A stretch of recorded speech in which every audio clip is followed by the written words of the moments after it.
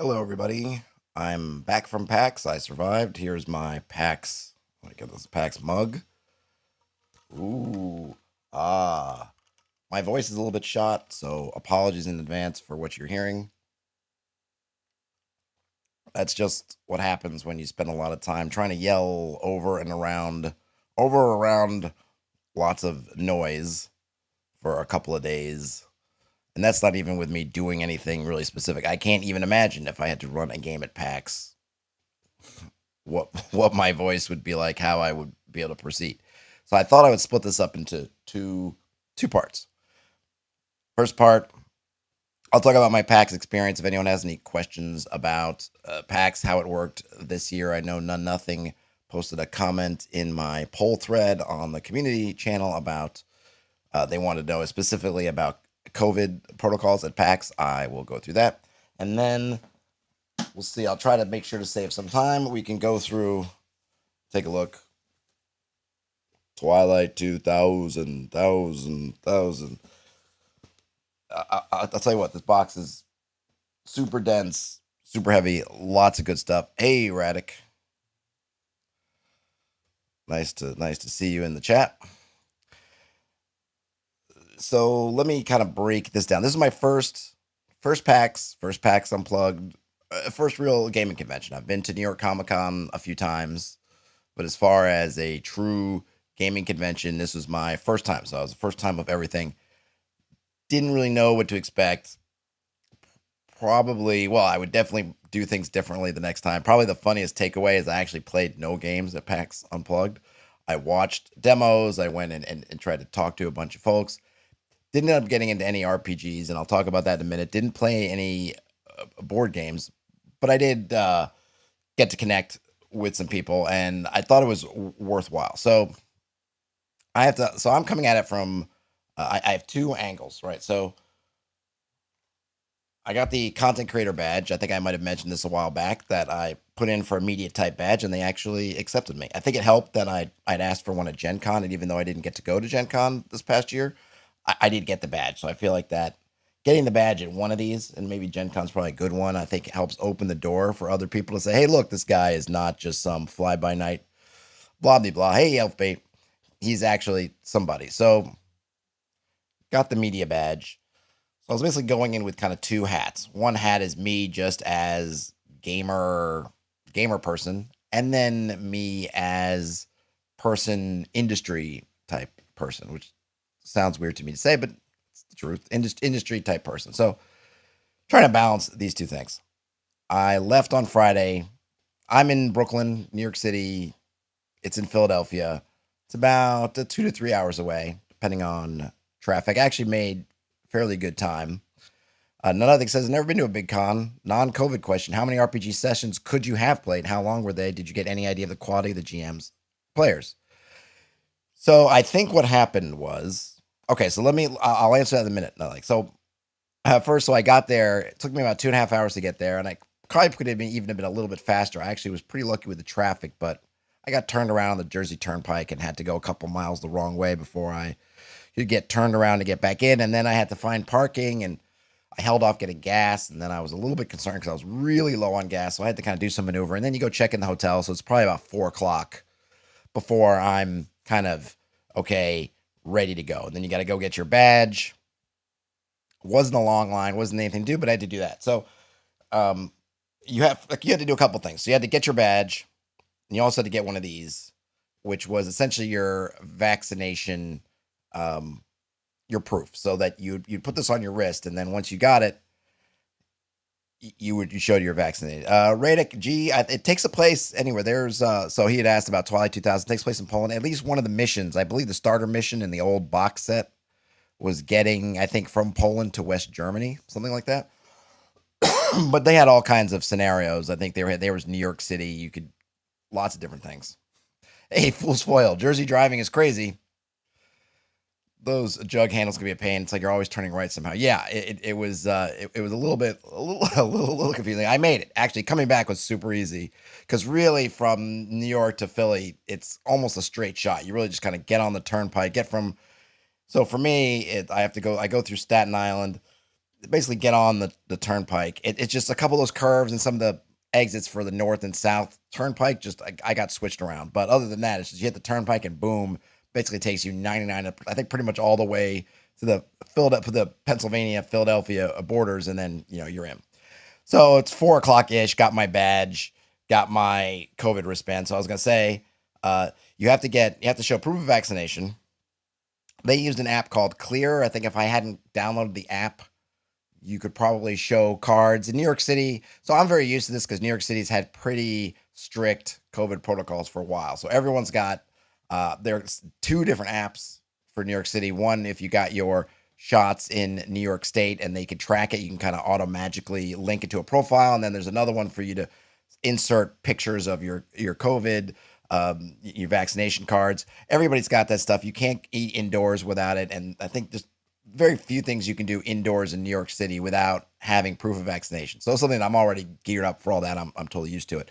At PAX, their solution was to have these wristbands. So you go through either using the app. I put my stuff in the app because I recently so I got my shots in Massachusetts. So unfortunately, I couldn't use the New York app that's got my data put in, but I got a booster actually just at the beginning of last week before PAX. So I had the booster shot was registered to the New York City stuff, so I could get it into this Clear app. So just had to pull up the app, and with the app, it's very easy to show them the app, and then they give you one of these wristbands. You show the wristband, and then pretty much when you're entering or leaving, or not leaving, when you're entering the convention, and you just kind of show your badge, show your wristband, they let you in. And also when you're going into a theater, if you're going to a panel, something of that nature, they would also kind of double check your wristband and your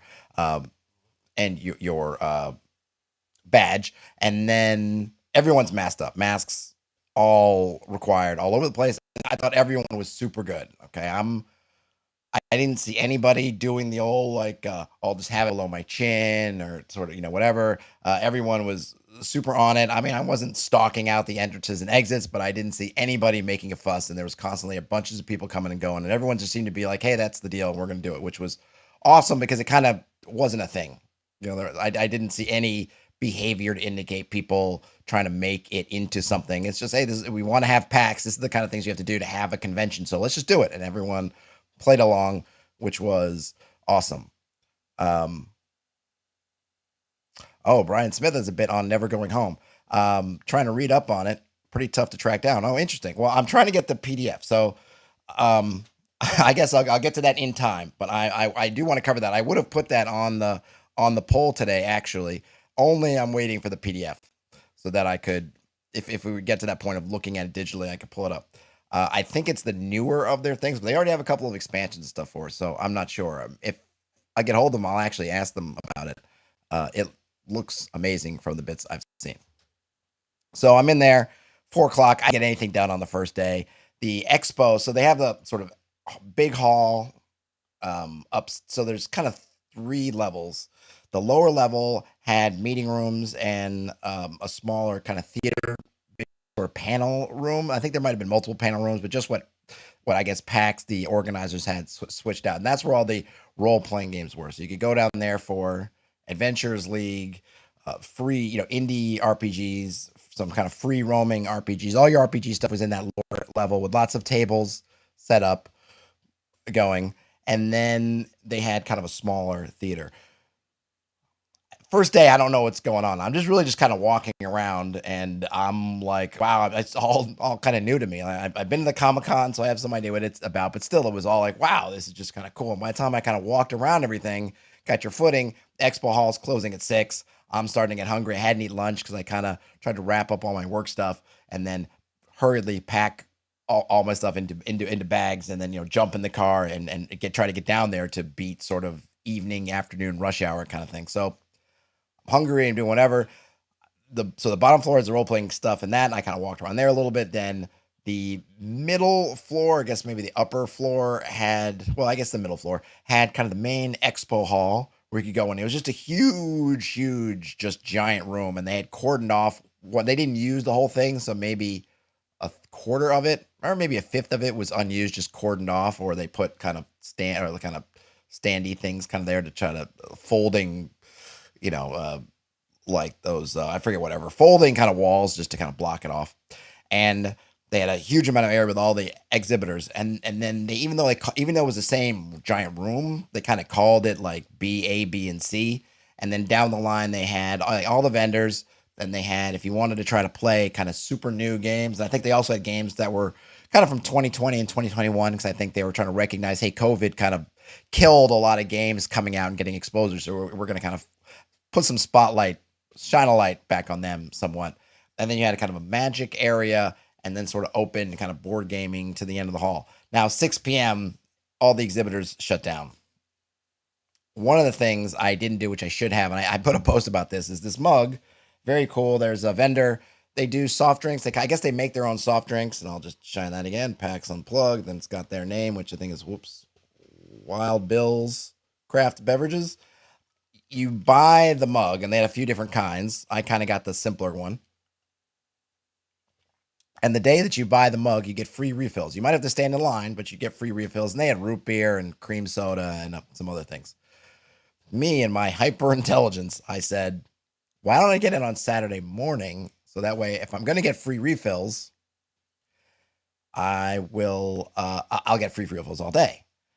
Well, my mistake was I never end up, two things happened. One, I could have gotten it with basically no line, just kind of walk up and got one on Friday afternoon because it was the slower of the days, I think. Saturday, as I posted a picture on YouTube, super long line, and I think I posted on YouTube or I posted somewhere else. Super long line. I'm thinking, why did I wait? The other thing is, if you want merch, if you want PAX merch, get it as soon as possible. I waited till Sunday to get that stuff, and then you start seeing everything's out. So if you're going to one of these cons and you're on there and you're going to be there for the full Monty all 3 days, if you see merch you really want, get it because it's going to run out. Reddick says on Penny Arcade Twitch channel, they design and craft beers. Yeah, I've seen that. They didn't have any beers there. These were all soft drinks. Maybe there was a hard one later. I have to say the cream soda tasty, but it was way too sweet. Way too sweet. It's kind of what dissuaded me from getting a refill. It's like, oh man, I like the mug and I like the idea, but really, really sweet. So those would be kind of my first two suggestions, right? If there's some show merch, convention merch you want, if you really want it, get it up front. Just get it right away. That way you get the size you want, the design you want, because stuff just blows out of there. And also stuff like the souvenir mugs and things like that. You better get it. I would say get it before the Saturday. The Sunday actually is quite busy. At New York Comic Con, the times I've been, the Sundays tended to be really slow, or at least I haven't been for a few years because it just got too big and busy. But usually the Sunday was kind of the slow day. Everyone's sort of winding down. It was not the case, or maybe it was the case in terms of crowd at PAX, but when I was talking to different vendors and people who I met, they were busy and they were getting a lot of action, so which was good. So Friday, it was just kind of getting there, starting to take a peek at what's going on. Didn't really get a chance to do much, left to eat, and then I was just like, I thought about streaming that night. I was kind of tired. I left my kind of better webcam at home, and my laptop's built-in webcam kind of stinks, so that kind of put me out of streaming that night. So let me just go to bed and get up nice and early.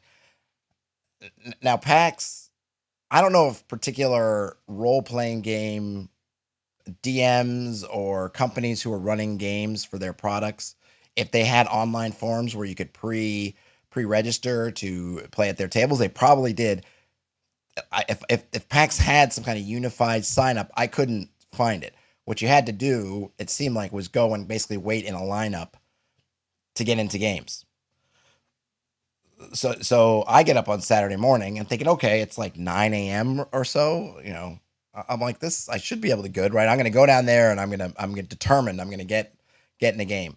I get down there, the line to the player sign up is already, the whole room is packed through. Not only that, but I just get into the line. I'm not even near the front of the line. I'm in the back of the line. Somebody gets in behind me, and then somebody's coming out and he turns. I don't even know I don't think he was talking to me. He might have been talking to the people behind me. He might have just been saying it for all of our knowledge, was basically there's only like 4 seats left.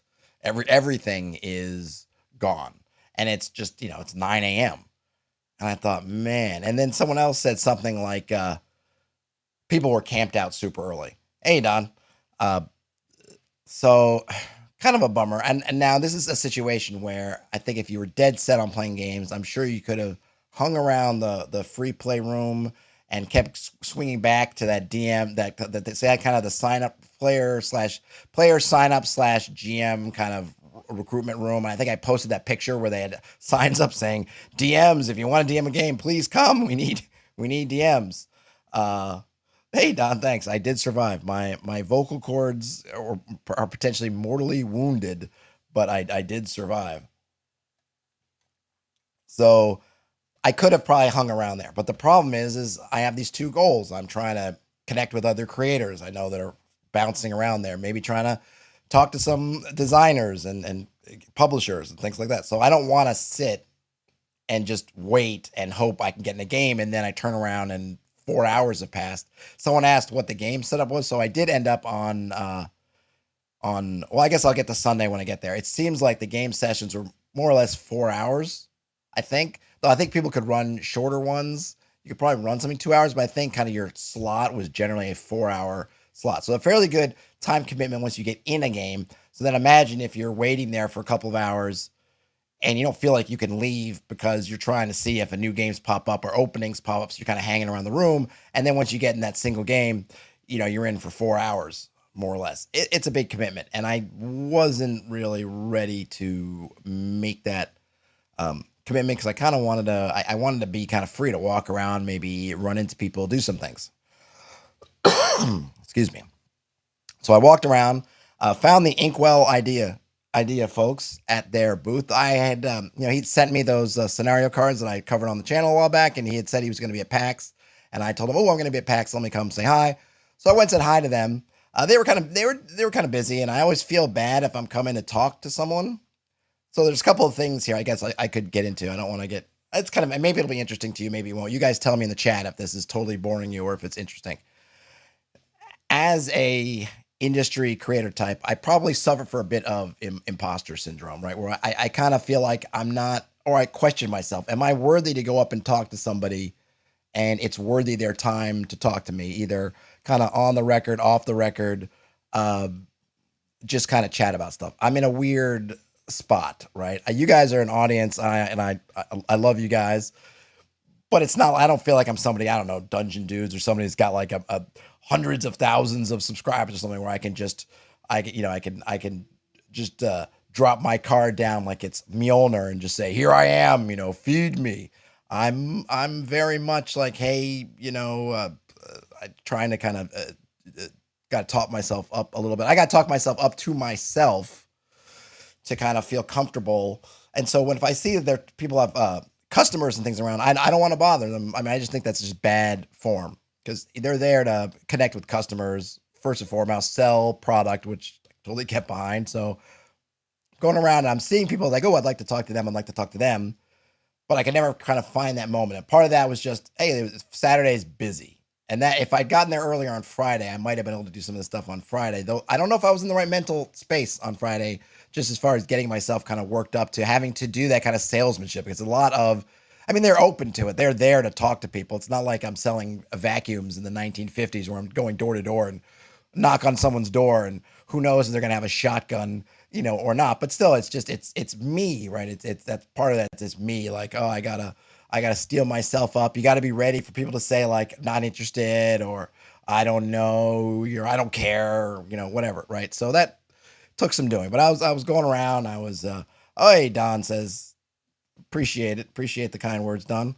Um, so this is a lot of me kind of scoping things out, trying to see like, hey, can I talk to them? And Inkwell Ideas, I talked to them online, so I was just like, hey, and I was just saying hi. Like there was no pressure for me there to kind of present anything. I'm just like, hey, man, I'm here.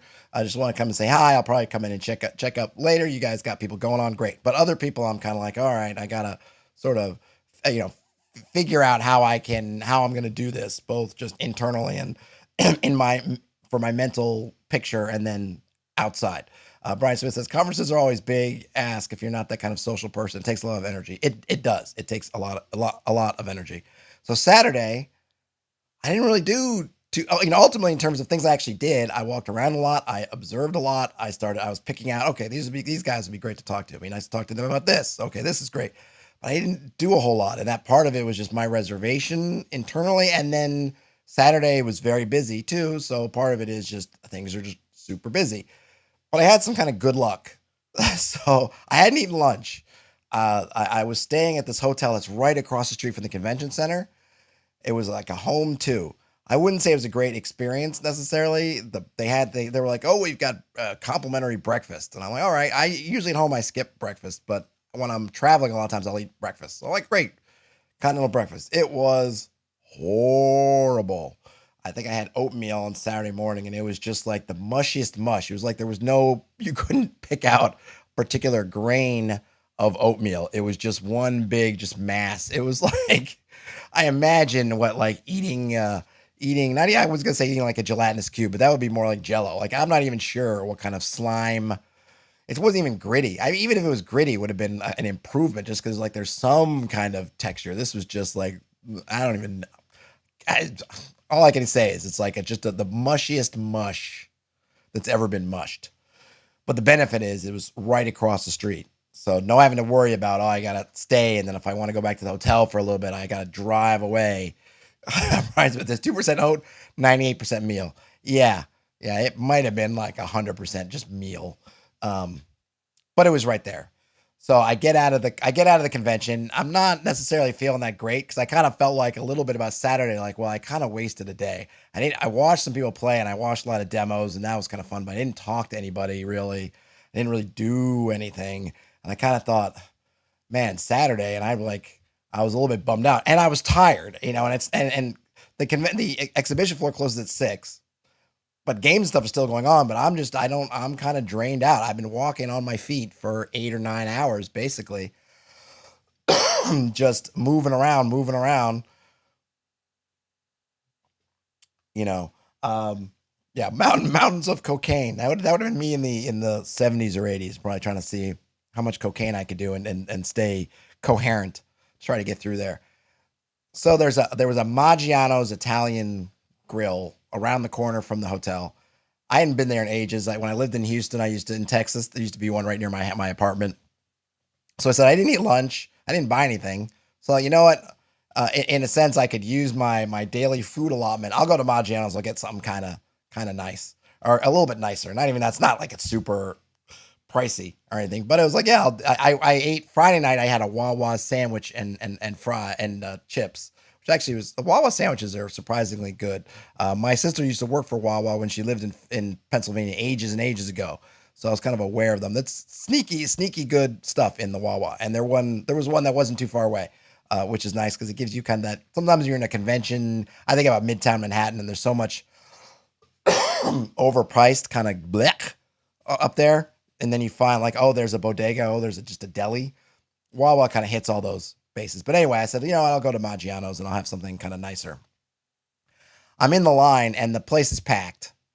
And I heard someone talking kind of behind me saying, oh, there's kind of those tall tables, those kind of high top, I think is the in industry term for them, these high top tables or and then the bar seating, and that you don't have to put your name in for that. You don't have to reserve it. You can just go sit down.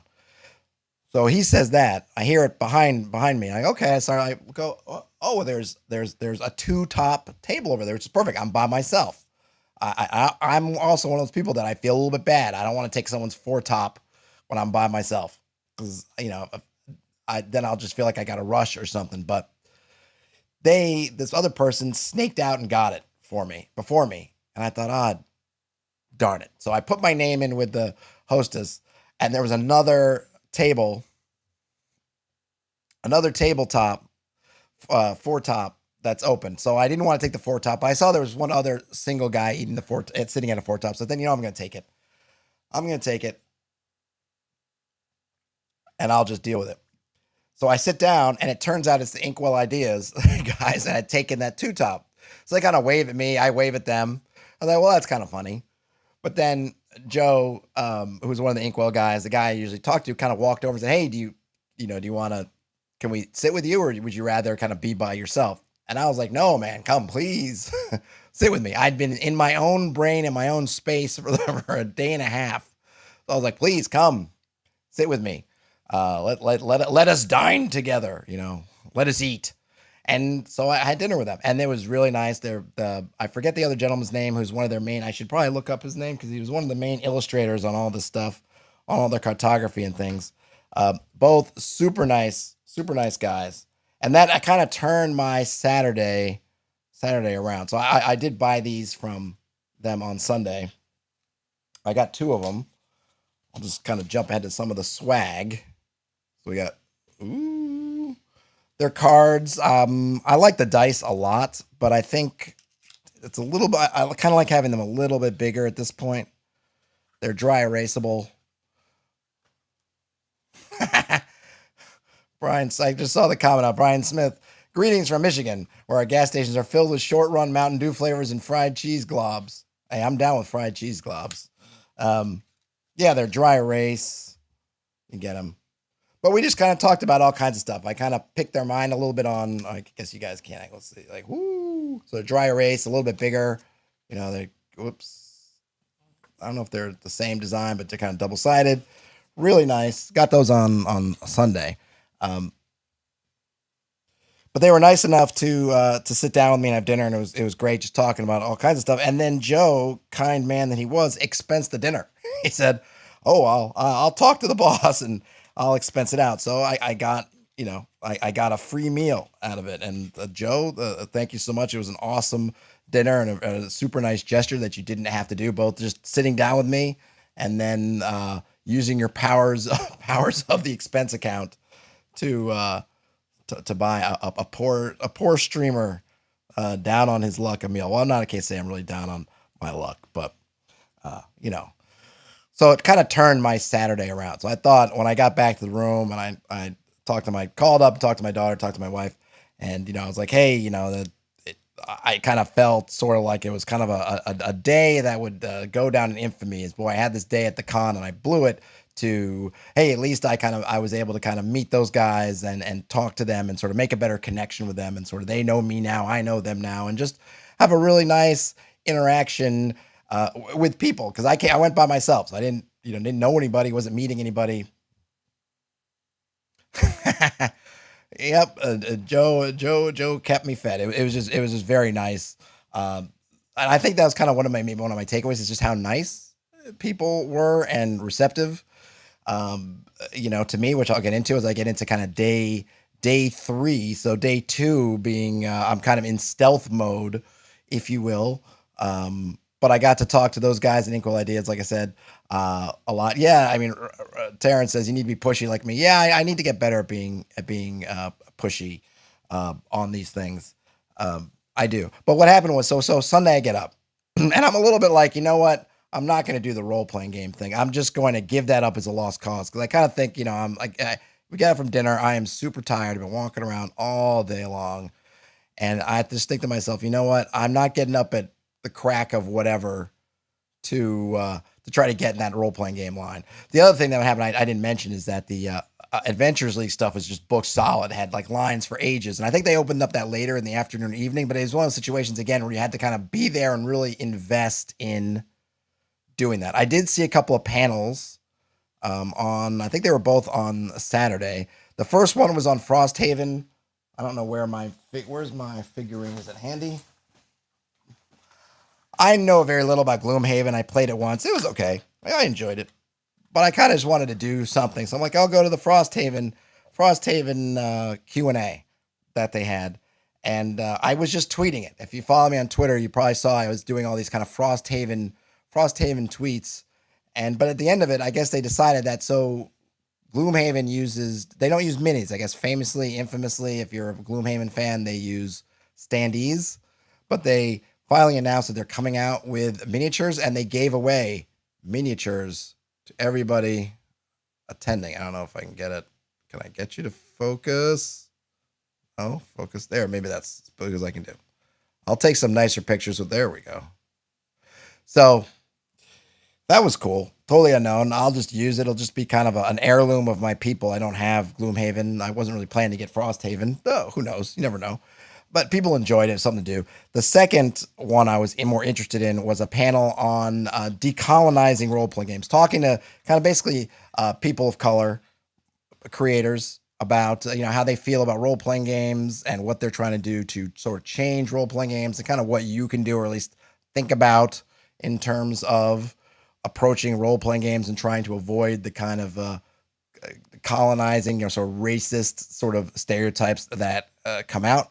Really fascinating. And I want to say props to the people because it was full. I was shocked. I've gone to some of those kind of more um, sort of diversity kind of topics at Comic Con and stuff, and I don't remember them being the most well attended. But this one was full, so I appreciate it. There was some neat stuff going on in there. So I did do that on Saturday also. So Sunday I decided, I'm just gonna kind of lay in, take my time. I'm not gonna eat the breakfast. I'm just gonna totally skip the breakfast, but I'm just gonna I'm gonna chill out. I'm gonna just take it easy. I'm gonna roll out there at like 9:45 or 10 and kind of make a final push to see what's going on. Oh, wait a minute. You know what? I'm totally missing something. I am missing something. Something actually big. There's something else big happened on Saturday. I got to talk to Lord Gosumba. I'm not sure if you know who he is. He is someone who's been running the same game in Greyhawk for 42 years. I think it is now, or at least as of his card. I have here 42 years running in Greyhawk. He streams. His Twitch is Lord Gosumba. I actually had heard of him through Alyssa Faden, who I'm going to be talking with. Our monthly chat is actually this Thursday, but Alyssa Faden hops on his Twitch stream, I think once a couple weeks or so. But I was hanging around the free play RPG room. I think I was in between conferences, and he was running his game. So I said, all right, let me watch his game. And he had someone else who was kind of helping him. And I talked to him, and I said, yeah, I'm another, I stream. And I said, oh, Alyssa Faden? He's like, oh yeah, Alyssa, she comes on the show. And I said, yeah, I know Alyssa, she comes on my show. So that kind of gave us a little bit of an end, but this was just, I was talking to kind of his sort of moderator. So someone kind of helping out. He was running the game. A really cool dungeon I think he's working on. I forget the name of it. I think it's called, I posted it. I think I posted it in the community channel, so you could check it out. It seemed really fun. And they took a break, and then he came over and said hi, and I said, hey, would you like to come? I sort of heard of you through Alyssa, and I know Alyssa, and be cool to connect with you and talk to you if you have some time after your game. And he was generous enough to say sure. I got another 2 hours. This is when I found out there was a 4-hour stretch. He's like, yeah, it's a 4-hour slot, and I got about 2 hours left. So I said, okay, we'll come back. So I walked around again, came back. He sat down with me for an interview, which I tried to do on my phone. So I have my phone. I set it up. It was loud in the free gaming room. So I tried to do it. My phone video app crashed on me at the end of it. Well, I don't even know what's at the end of it because I just kind of stopped it. Well, it crashed. I was hoping it saved, my phone saved whatever video was in progress. It didn't, but I do have an audio backup. I have not checked my audio backup yet. So if the audio backup survives, I will post it to my podcast, and then I will post a link so you guys can check it out. But the other thing he did was we just kind of chewed the fat for a bit, and I pinged his mind a little bit. He's got sponsors for his channel. I was like, well, how'd you get those sponsors? And he kind of said basically what Terrence said earlier about being pushy is, hey, you just got to ask, you got to go talk to people. You just got to go ask them and kind of tell them who you are and what you can do and kind of what you're looking for. So that was really helpful. And I think that kind of set the table for my Sunday. So getting back to Sunday, about when I kind of got up and I was going to go, I kind of had in my brain, all right, I'm going to be just more forward. I'm going to kind of just to talk to people. And I have this time pressure now of it's the last day. I can't put it off any longer. I can't do like I did yesterday and walk around and then come up kind of empty. I got to sort of talk to people and do that. I get out. I try to get into the one convention center. Doors are not open yet. Someone's telling me, oh yeah, I don't think they open at I hear a voice from behind me saying, oh yeah, I don't think they open till a little bit later. And he goes, oh, hey Todd, I like your streams, man. And I look around, I'm like, what? And it was this, I said, like, I think my shock was, you reckon you know who I am? And A, you know who I am at all. And B, you recognize me where I'm wearing a mask and I'm not even wearing I don't even know if I have a shirt that would be characteristic of me or not. But, I was kind of like, well, that's kind of shocking. And it turned out it was another content creator named Plus One XP. I think I posted a link to him because I kind of wanted to ping him saying, hey, for finding me. So that was kind of first. So I got recognized out in the wild, which was kind of crazy. Uh, Don saying, "Don't tell the social sponsors Don sent you." Yeah, exactly. Uh, and Elfbait says every time my crew and I go to a con, the trip back home is a creative fest. Yeah, you get a lot of cool stuff. So that was kind of funny. But I got in and I just started walking around, and this time I kind of got it more in my brain. Okay, okay, I'm gonna talk. I'm gonna talk to people. So I went to Free League. Guys, box is so heavy, and I was just admiring the stuff, and I was looking at it, and there was kind of a break in the action, and one of the guys working behind the counter was like, "Hey, man," and I was like, "Yeah," you know, I held up my badge. I said, "Oh yeah, I have a YouTube channel," and I talked about, uh, oh, what's the one that I did of theirs? I talked about the one thing, and I'm a huge Twilight 2000 fan from back in the day, and everything kind of started to him, and he was like, "Hey, man, you want a copy?" And, and of course, me, I'm like, if you want to give me one, sure, I'll take it. I still don't have my game face down. Like it's not a surprise when somebody actually decides, like, hey, talking to you, I was like, sure, sure, I would love to. And I mean, I'll get into it in a minute, and I'm trying to be cognizant of the time, so I'll try to wrap things up. The dice in here they have like custom dice, and they're awesome because they're like modern sort of board gaming dice. So there's really chunky. They look amazing. And I was just kind of staring. I'm not even a dice person. I was kind of staring at those dice like, man, those just the dice alone. Oh, Forbidden Lands. Yes, that's the other one I did. And then not only that, but he said, hey, and I said, hey, if you guys would like to come on for an interview, I'd like to have anybody who wants to come on and talk. And he was like, well, Tomas is the CEO and he's also the lead designer. But here and he kind of took one of their catalogs. He wrote on it like, here's the information. He's like, uh, yeah, Forbidden Lands is Free League also. He said, here's an email address. Tell this guy that you talked to me, and they'll put you on the kind of media sort of review list. And then here's Tomas's email, and email those two and say, hey, if Tomas has time to do it, to do something to do it. And I was like, wow, I was like, really, thank you, and I will, and I did. And the guy, I think his name is Boel. Uh, I said like, hey, I've got the Twilight 2000 box that Doug gave me. Would you mind if you have the PDF, you could,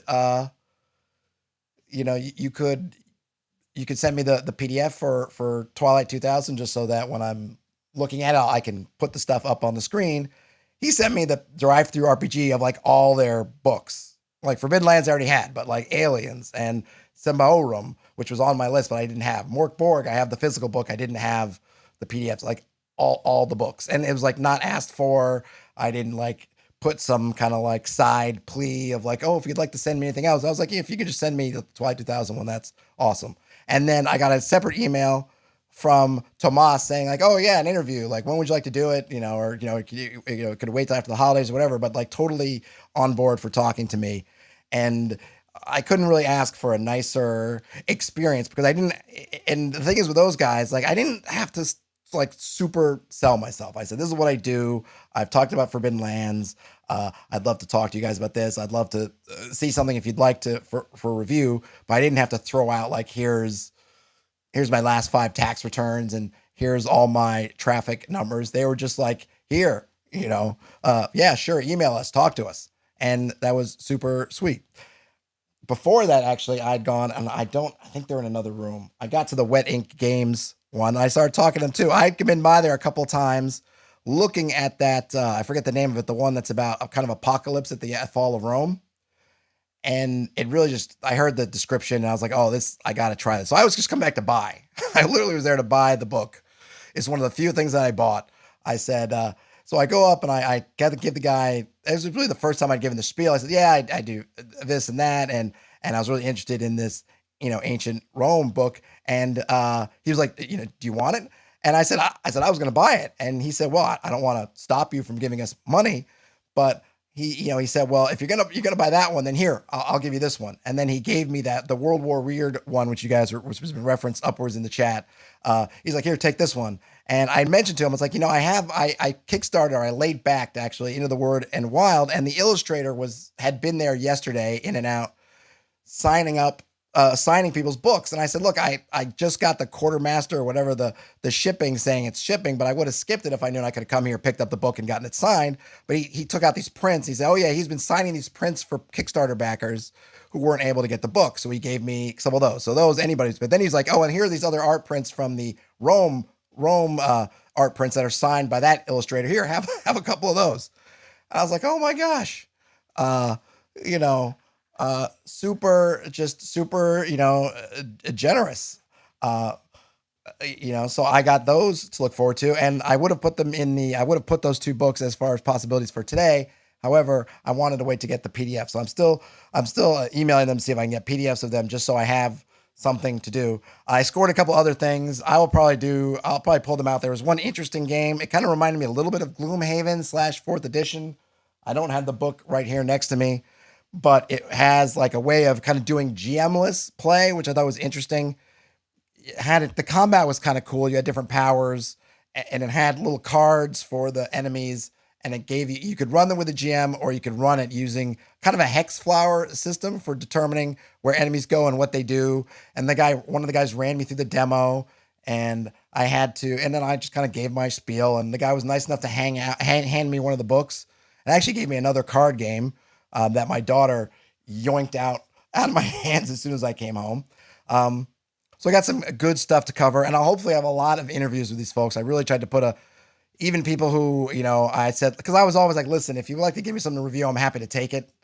But at the same time, I totally understand if it's not in your budget, or who the heck am I? But, please, let's exchange information, come on the channel, talk to me about whatever. So you might see some interviews with folks who are more board gamey than RPGs, because I love board games, and hopefully some of you guys do too, and they won't be terrible conversations that nobody wants to listen to.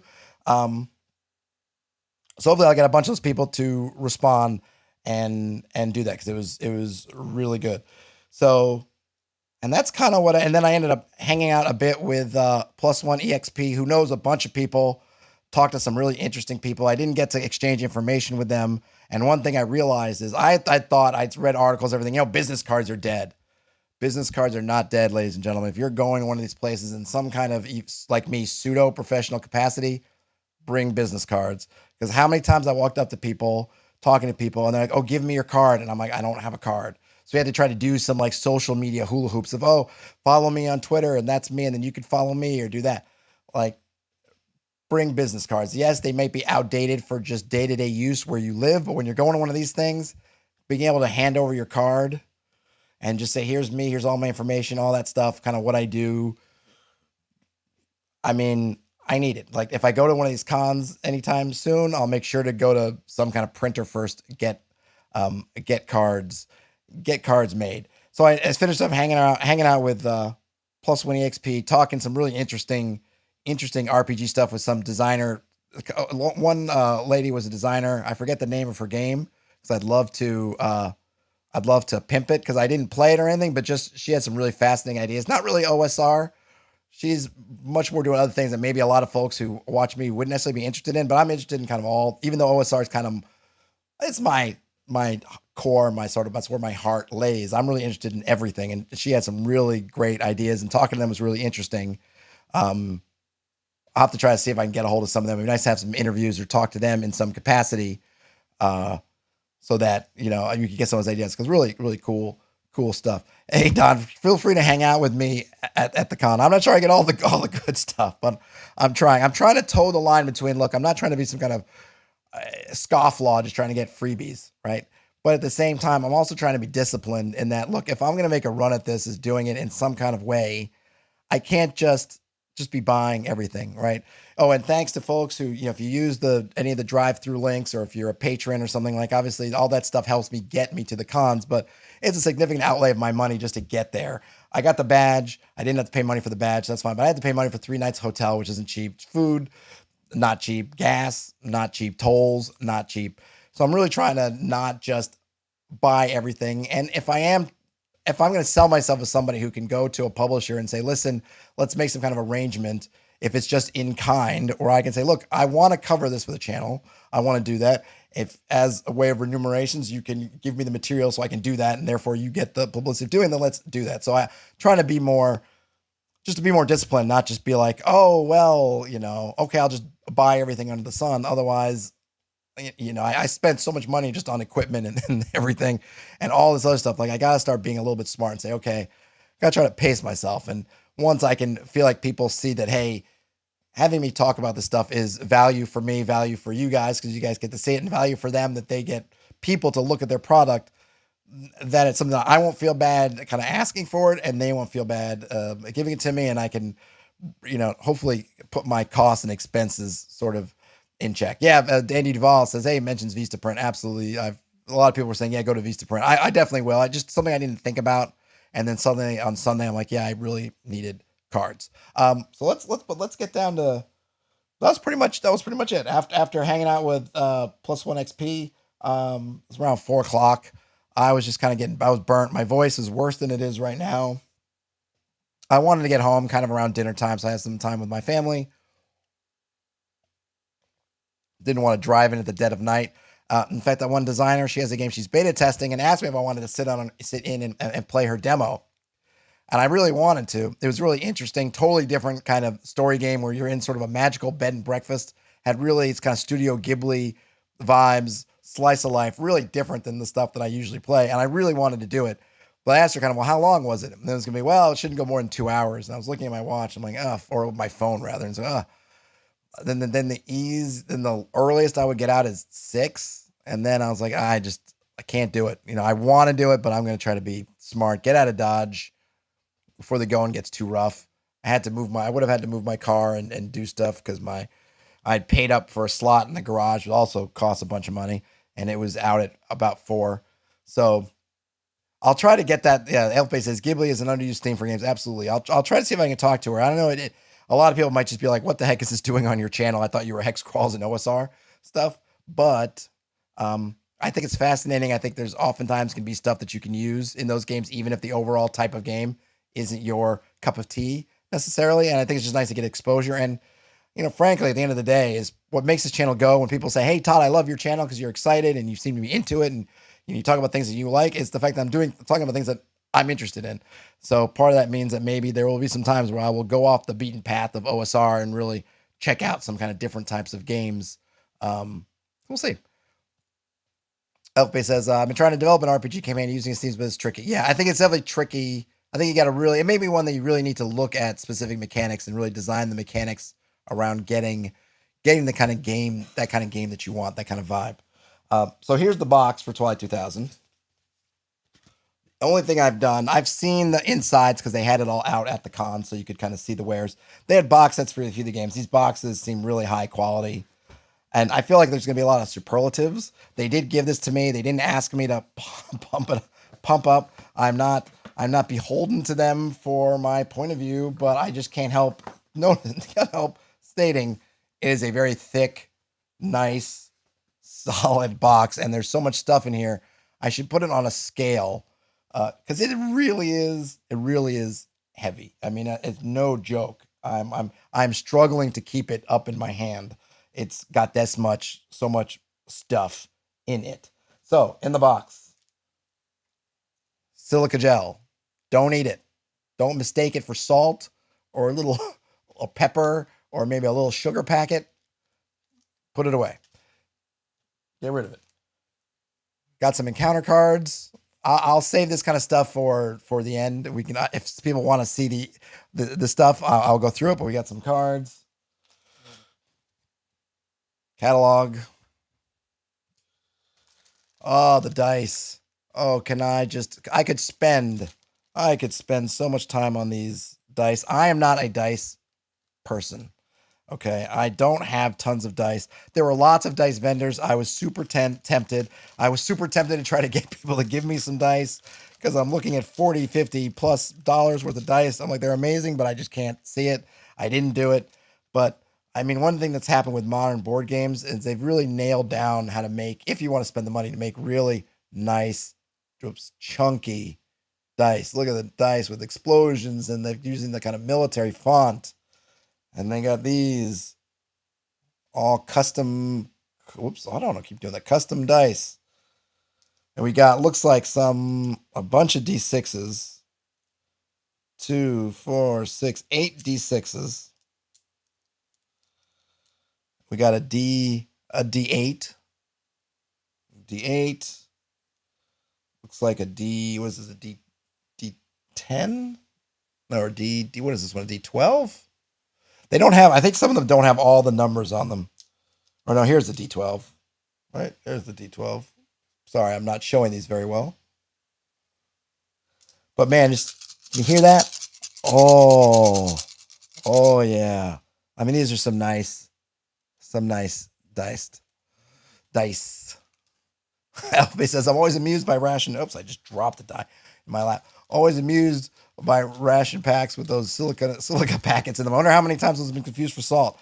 I hope not too many, because I'm pretty sure they'll make you really ill. So don't do it. Don't try it. That's not something you should do for your audition tape for Jackass the movie 2022 or whatever. But really, really nice dice. Nice dice. I should ask. I don't know. Maybe they'll say in the books if you don't have these dice, because some of them have symbology on it that's not just a straight die. So I'm curious what you would do if you had to use regular dice. Oh, another silica packet that hit the ground. Got some kind of secrets. I won't look at it because it's secret. Brian Smith said they don't have to make it look so delicious. Yes, if you've played the game, what's it called? Azul. Azul has these little tiles. They look like little candies. I mean, there's another secrets. You just can't help wanting to put them in your mouth.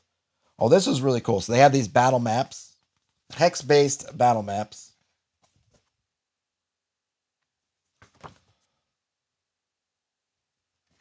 Yeah, this is one. That one was double-sided. There's another one down here. Also, double-sided Linky, says Azul looks so pretty. It really does. It really, really does look pretty. We have a regional map. And, do I need to say that the quality of the paper and all that stuff is really nice, really thick, really heavy duty? It's got some kind of lamination kind of feel on it. I don't know if it is actual lamination, so do not go put like wet or dry erase markers to these and then blame me if something happens. But I don't know, got that kind of like a little bit of a gloss. Not gloss, it does not shining in the light, but some kind of, I don't know, just has like a finish on there. But they are really, I don't know, very nice.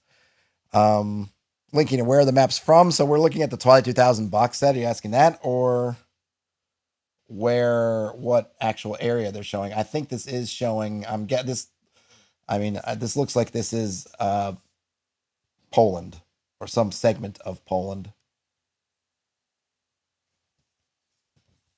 But the game is Twilight 2000. If you missed that part, the official unboxing. Here we got some character sheets. Also nice, single-sided. I kind of appreciate, because when you have to start writing on both sides of the paper, it just makes the paper wear out super fast.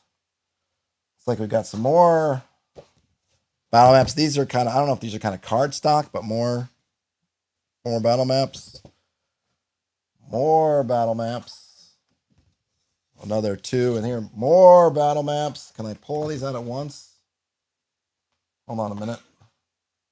I know, riveting stream as I'm struggling with a box that you cannot see.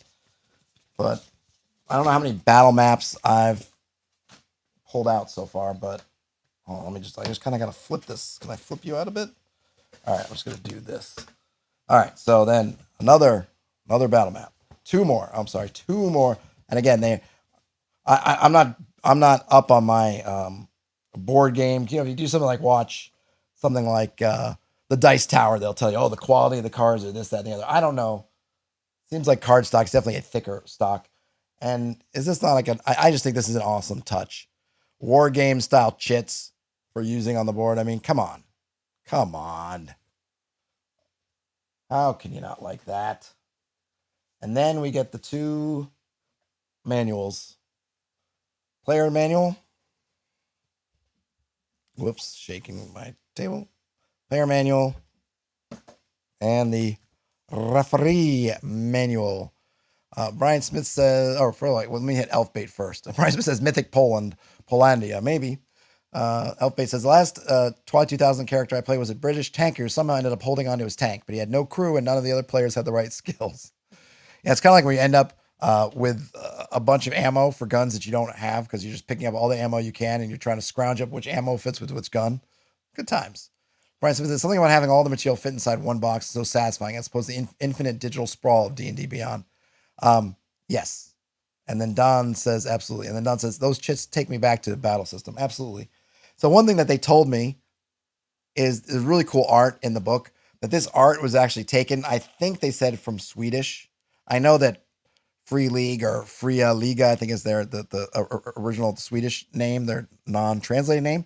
But I think he said Swedish. The Swedish military manuals in the 70s and maybe in the 80s used this kind of art style. Somebody told them, or the illustrator told them, and then they looked it up and they're like, oh my gosh, it literally, they do use these kinds of things. But beautiful interior art. And here's another one, that kind of theoretical art style, Swedish military art style.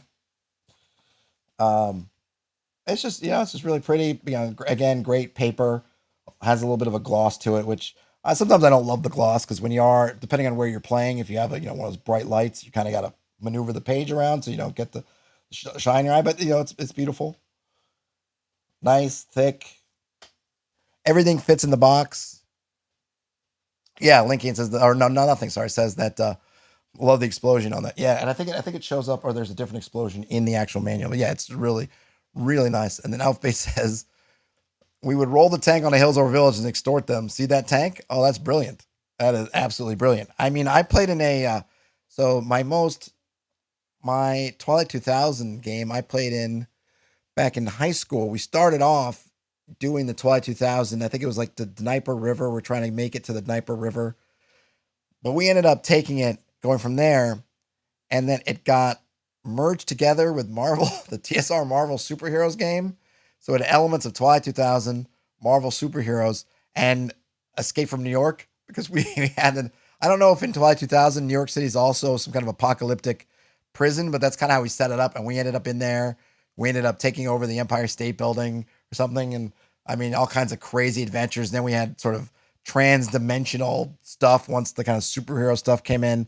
That was the fun thing about playing when you're sort of at that age, is you're not bothered by any of the incongruencies or anything between all these different genres. You're just mashing it all together. Terrence asked what Twilight 2000 is. It is essentially basically post World War III kind of book. I don't know if they've changed the setting stuff. Let me see. The box is empty, so I can easily flip it. What is the back of what do they call it? I think the original book, which I have, actually it's right off camera, the original Twilight 2000 books specifically calls it out as post World War III. But what do they say? Okay, let's see. This says a classic role-playing game returns. This new retro-apocalyptic edition of Twilight 2000 goes back to the roots of the franchise with open-world role-playing and the devastation of World War III. Just like the original 1984 edition, this new game is set in a year 2000 devastated by war, now an alternate timeline where the Soviet Union never collapsed. Twilight 2000 is a role-playing game about survival in mankind's most desperate hour. Yet in this bleak world, there is still hope. In the midst of utter destruction, you can start to build something new. Rally people to your ranks, stake a claim, and protect it. And maybe, if you live long enough, start turning the tide. And then they get into all the stuff. So the player's manual, 152 pages. Referee's manual, 112 pages. A full-sized, they have it in millimeters, so translate this if you need to, 864 by 558 millimeter double-sided full color travel map. Looks like it's a huge map. It's folded a bunch of times in what I showed on screen. 15 custom dice, 16 modular battle maps, 108 cardboard tokens, 4 battle maps for specific scenario sites, 52 encounter cards, which are these in here, and 10 initiative cards, and then 5 blank character sheets. So there's a lot in the box. Now the box, on an Elfbait says, if the setting is the same, there's a limited nuclear exchange, leaving the world fractured but not destroyed. Yeah, I remember there being kind of pockets of civilization stuff, and at least in the originally before we deviated completely from the sort of plot lines, we were trying to get back to sort of civilized spots. Now I will say, the box at the con I think was $60. However, if you look at what, say, just the DMG is, or just the PHB of one of the hard, or any kind of your hardcover printed books, you're paying almost that much, your FLGS. So I don't think it's a bad deal. Has everything you need to play it. I guess maybe the one thing you could say is it doesn't have pre-printed characters for you. Maybe that's somewhere in the materials they have it. Maybe you could download them online. I haven't looked yet. It's not a quick start box. It is the box of everything, at least until you decide to move outside of this area. Elfbait says, you're usually took on the roles of remnants or militias. There are still large units and city-states popping up. Terrence says, kind of an RPG specifically for doomsday preppers. Kind of, sort of. Your doomsday preppers / military guys. And I haven't, we'll I'll go through this, and I have the PDF so we can get in there and drill down into it. The original one was really keen on the distinctions of things that you don't usually do in like an RPG, right? Where it was really, and I don't know if everyone played this way, but we really took the ammo stuff to heart. So you had to find your 9mm ammunition versus your 7.62 ammunition versus whatever. So you had all this kind of fun scrounging. There are probably some good rules in here. There's some good stuff in the original one too that we can get into at some point that you could probably, if you're not running a post-apocalyptic game, you want to backport it to sort of a fantasy kind of game. If you want to do like a really gritty, get into the kind of scrounging and having to kind of live off the land and the scraps and things. If you start thinking about, well, what if you really paid attention to the differences between certain things, like the sizing of armor and stuff, right? What if you really played at that? Well, just as you find plate mail doesn't mean, even if you're human, doesn't mean you're going to fit in it. You might have to take it back. You might only be able to wear an arm plate. So you can wear the arm, maybe fits you, but the chest, too big, too small, too tight. So you just got this arm piece, and then you can go try to find another piece that fits, or you can try to get it back to a blacksmith who can reforge it. You can have kind of some fun stuff, but this definitely gets into it. They have a lot of fun. Part of the fun thing is really getting into that nitty gritty. Pretty much everything I know, and I don't know much at all about guns and ammunitions, comes from Twilight 2000. Comes from sitting there and trying to think about, well, what guns do we have? What ammunition do we have? Okay, we have a bunch of this ammunition, so I need to go find a gun that can fire that ammunition because I can't find my 9mm ammunition or whatever I need for the gun that I picked or that I rolled that I had or whatever. Elfbait says, I would really be interested to see what their future weapons look like, as the old game included a lot of stuff that was conceptual in the 80s. Yeah, we'll have to get into it. I'm not sure. I only just flipped through it just for mere moments at the con when I was just oohing and eyeing over the design and the illustrations and everything. Elfbait says, most of our players switch to Soviet weapons because in a pinch you could put American 7.62 in a Russian gun, but not the other way around. I didn't know that. Maybe I missed that rule. I think I was always looking for like the NATO guns for the NATO. I did not know that. I'll have to, if I ever put together a Twilight 2000 game, I'll have to remember that. Either I've forgotten it or we totally missed that. But yeah, having a Soviet gun, especially at the beginning when we were playing that original scenario, certainly helps. Certainly helps. I'm going to open these cards here. We can kind of sort of wrap things up a bit. Any other questions about anything? I don't have anything else to show as far as this, and none of the other materials. I could probably look at some of the other ones tomorrow. I'll pull out some of the other things. Some of the other things that I scored, we can kind of just check out before I'm able to get into them and give them the attention that they deserve. Oh, this plastic is tight. Tight as a tiger. Oh, come on. All right, here we go. I don't think I looked at these. So we just have some initiative cards. They're just labeled Initiative 1. We just got those. These are encounters. These are cool. So the original Twilight 2000 had sort of deck of cards where they would do a lot of stuff with you could use playing cards and use the suit and the number, and they've seemed to have captured that back. So here you have an encounter card. So it's encounter on one side, and you flip it over, and you get a pretty forest fire. Excuse me. Hunting possible without spending a shift. The fire has intensity C and is 20 hexes deep. I don't know how big the hexes are in Twilight 2000. I don't recall. Survival roll needed to find a way past. Even if successful, no further travel the shift. If the roll falls, the path forward is blocked for the next shift too. Very cool. So I would love these, man. I feel like you could easily convert these into fantasy hex crawling stuff. Forest fires, packs of wolves, obviously stuff like, booby trapped vehicles you'd have to figure out. Ground zero, you could probably recycle as some kind of magic effect. But you might find a full, gas station that's got gas for you. All kinds of stuff. My kill, my meat. Very cool.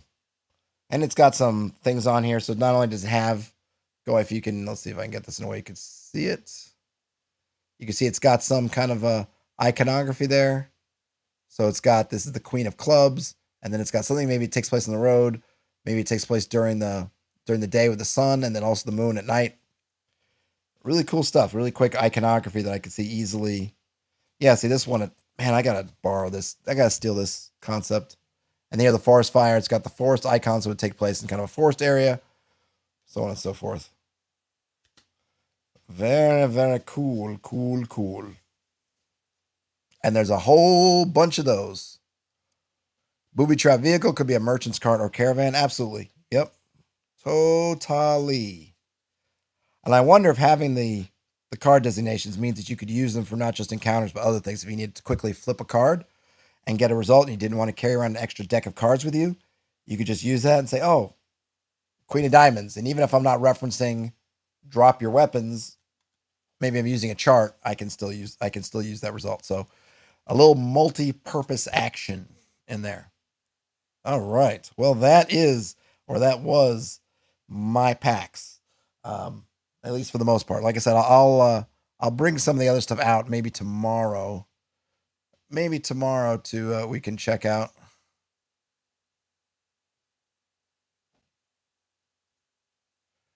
Maybe tomorrow.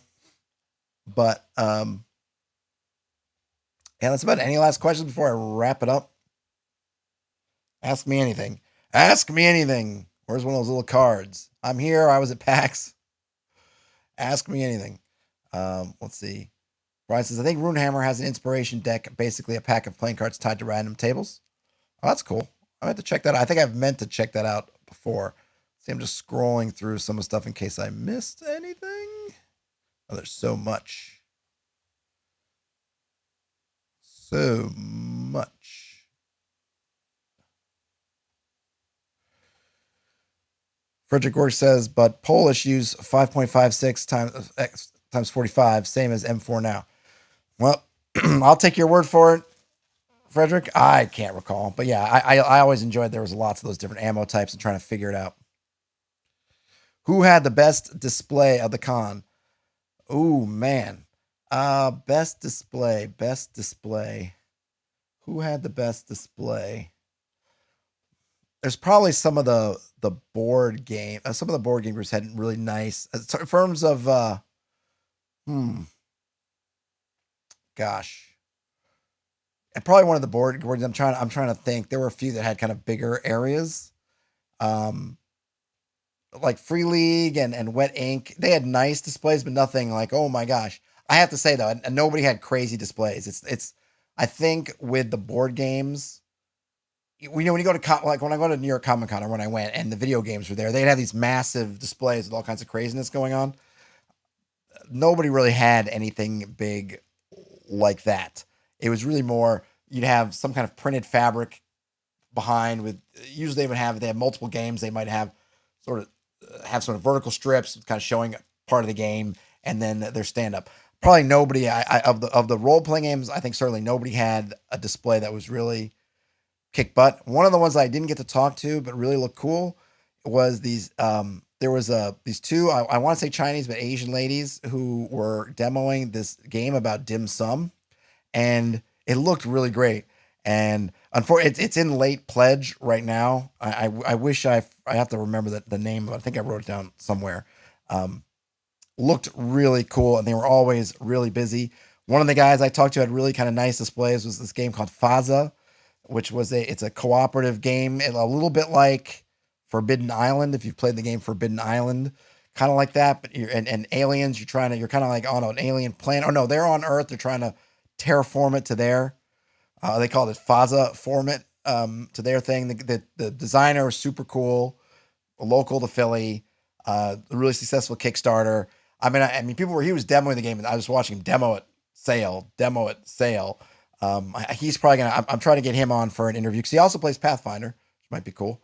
Um, that one, but his art was just really nice, and I appreciate it because it showed like a space soldier woman in kind of prominently who wasn't like super sexualized. And I have a 7-year-old daughter, and when I think about the things that I want her to take to kind of to show kind of what I can do, I don't want that's where I kind of fall off the kind of chainmail bikinis. It's fine. It's just if I'm a guy by myself, oh whatever, it's cute. Maybe it's a little bit, ooh, it appeals to something teenage boy in me. But then I think my daughter sees that, and what does my daughter think about this? Is how to be a strong woman. You have to be in a bikini with nothing and then a giant sword.